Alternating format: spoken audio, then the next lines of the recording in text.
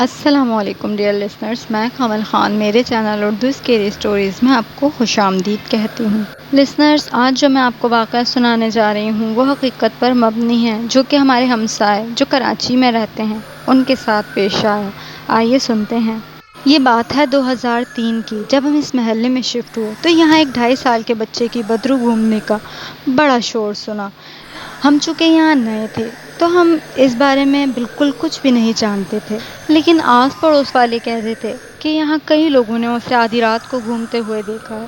وہ لوگوں کو روک کے انہیں کہتا ہے مجھے میری ماں کے پاس لے چلو، وہ پتہ نہیں کہاں ہے، یا میں گم ہو گیا ہوں، مجھے گھر جانا ہے۔ اور جب کوئی اس پر ترس کھا کر رک جاتا ہے تو وہ ان لوگوں کو ڈراتا ہے اور ان کے پیچھے لگ جاتا ہے۔ میں نے یہ سب باتیں صرف سنی تھیں، مجھے یہاں رہتے ہوئے 1 سال ہو گیا تھا، میرے ساتھ تو کوئی ایسا واقعہ پیش نہیں آیا تھا، نہ ہی کبھی میں نے اسے خود دیکھا تھا، تو میں نے ان سب باتوں کو افواہ سمجھ کر بھلا دیا۔ ایک رات سخت سردی تھی اور مجھے اپنی بیٹی کی دوائیں لینے کی غرض سے اچانک باہر جانا پڑا۔ اس وقت رات کے تقریباً 2:30 یا 3 بج رہے تھے اور میں بائک لے کر گھر سے میڈیکل کی طرف روانہ ہوا۔ میڈیکل ہمارے گھر سے تقریباً 10 منٹ کے فاصلے پر تھا۔ میں ابھی تھوڑا ہی فاصلہ طے کیا تھا کہ اچانک ایک بچہ جس کی عمر تقریباً 2 سے 3 سال ہوگی روتا ہوا میری بائک کے سامنے آ گیا اور روتے روتے مجھ سے کہنے لگا کہ انکل میں گم ہو گیا ہوں، مجھے گھر جانا ہے، پلیز مجھے میرے گھر پہنچا دیں۔ معصوم سا بچہ تھا، سردی بھی زیادہ تھی، میں نے ترس کھا کر بائک پر پیچھے بٹھا لیا کہ آگے دکانوں تک جا کے معلومات کر کے اس بچے کو اس کے والدین تک پہنچا دوں گا۔ بائک پر بٹھانے کے بعد ابھی مجھے کچھ منٹ ہی گزرے ہوں گے کہ میری بائک بھاری ہونا شروع ہو گئی۔ میں نے سوچا یا خدا یہ کیا معاملہ ہے، اتنا وزن بڑھ گیا کہ بائک چلانا میرے لیے مشکل بن گیا۔ تو میں نے پیچھے مڑ کر دیکھا بچے کی جانب۔ بچہ مجھے دیکھ کر ہنس رہا تھا۔ میں نے سوچا کچھ تو گڑبڑ ہے۔ جیسے میری نظر اس کے پیروں پر پڑی تو مجھ پر خوف طاری ہو گیا، کیونکہ اس 2 سے 3 سال کے بچے کے ننھے منھے سے پاؤں اب ایک نارمل انسان سے بھی کہیں زیادہ لمبے ہو چکے تھے۔ یعنی میں نے جتنا راستہ اس بچے کو بٹھا کر طے کیا تھا اس کے پاؤں بھی وہاں سے رگڑتے ہوئے آ رہے تھے۔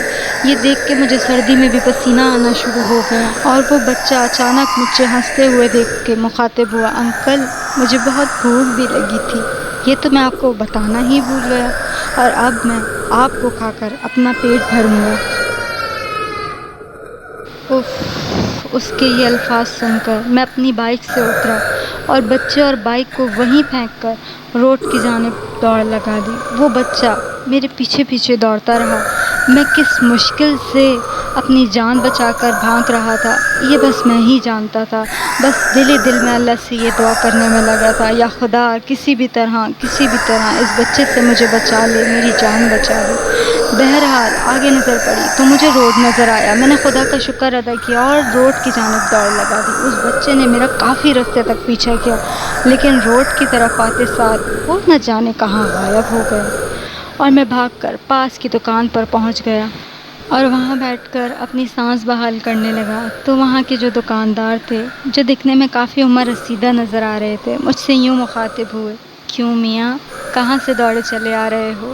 کافی گھبرائے ہوئے نظر آ رہے ہو، کیا معاملہ ہوا ہے تمہارے ساتھ؟ تو ابھی جو کچھ بھی میرے ساتھ ہوا تھا وہ سارا واقعہ میں نے فوراً انہیں سنا ڈالا۔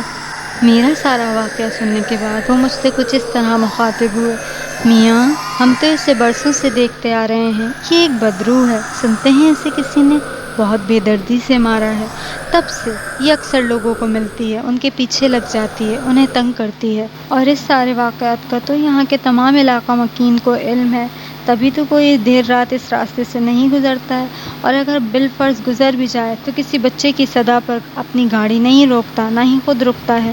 میاں لگتا ہے کہ تم یہاں نئے آئے ہو، اگر تم مناسب سمجھو تو ہم تمہیں اپنے بائک کے ذریعے سے تمہارے گھر چھوڑوا دیں۔ میں نے غنیمت جانا اور فوراً میڈیکل سے دوائیں لے کر ان رحم دل بزرگوار کا شکریہ ادا کرتے ہوئے ان کی بائک کے ذریعے سے اپنے گھر کی طرف روانہ ہوا۔ اپنے گھر پہنچ کر اپنے گھر والوں کو جب سارے واقعے سے آگاہ کیا تو سب گھر والوں نے خدا کا شکر ادا کیا، اور اس روز جا کر مجھے اس بچے کی بدرو والی بات پر یقین آیا، اور اس کے بعد میں کبھی اس راستے سے نہیں گزرا۔ تو لسنرز کیسی لگی آپ کو میری اسٹوری؟ کمنٹس باکس میں مجھے اپنی قیمتی رائے سے آگاہ کرنا نہ بھولیے گا۔ چینل کو لائک اور سبسکرائب ضرور کیجیے گا۔ اللہ حافظ۔